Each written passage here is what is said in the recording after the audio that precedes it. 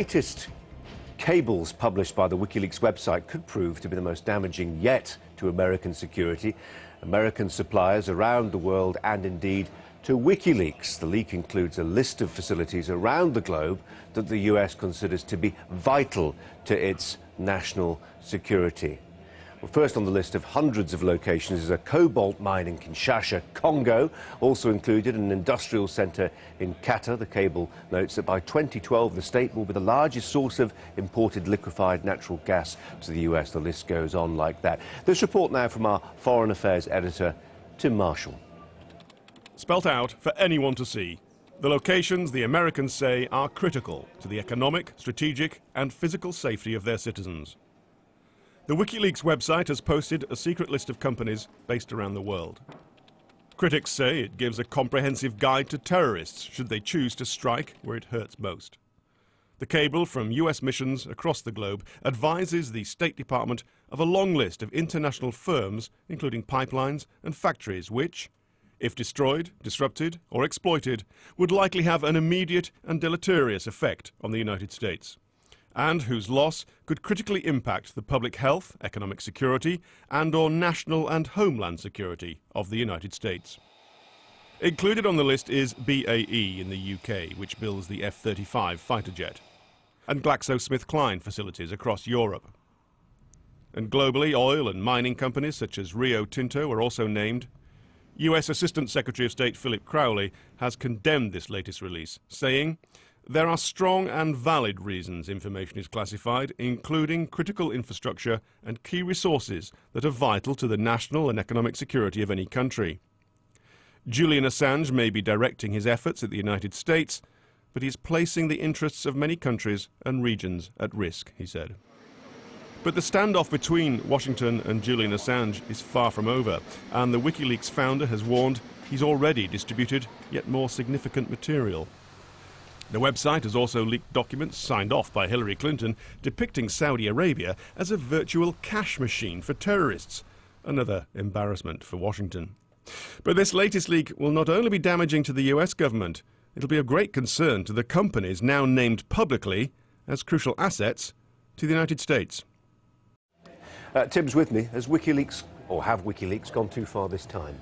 That's for others to judge, but there are arguments on both sides of that argument, which on the WikiLeaks side, no, this is still part of transparency and letting the public know that these things exist and that they're around and that people talk about them.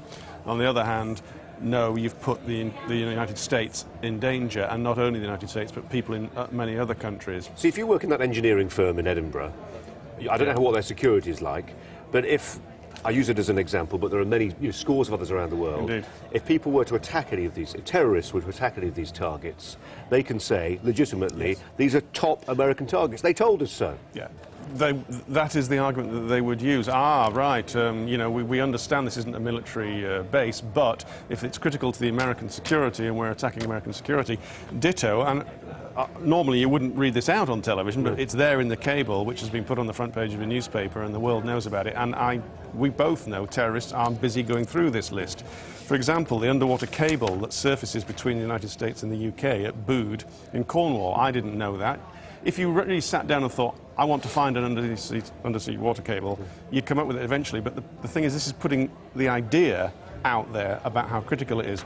And there's another one which WikiLeaks said somewhat disingenuously, that they have not given the addresses of these places.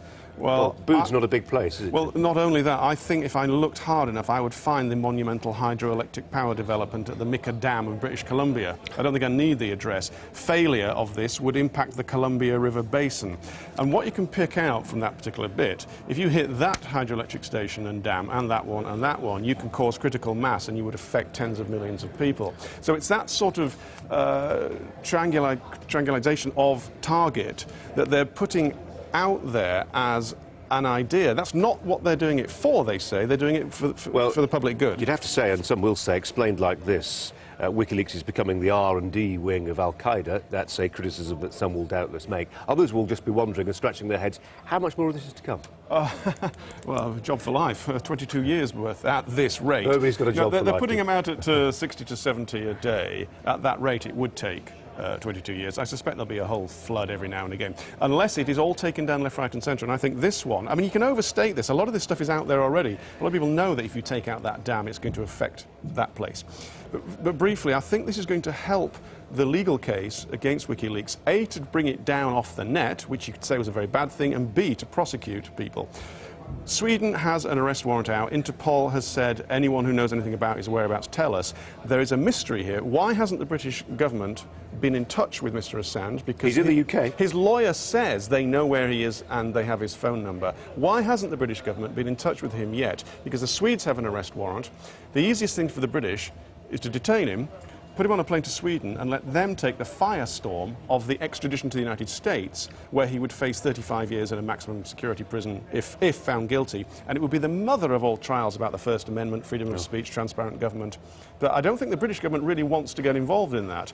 So, again, I think there's a debate going on inside government about what to do as and when this guy's picked up. OK. Tim, thanks very much indeed. Tim Marshall.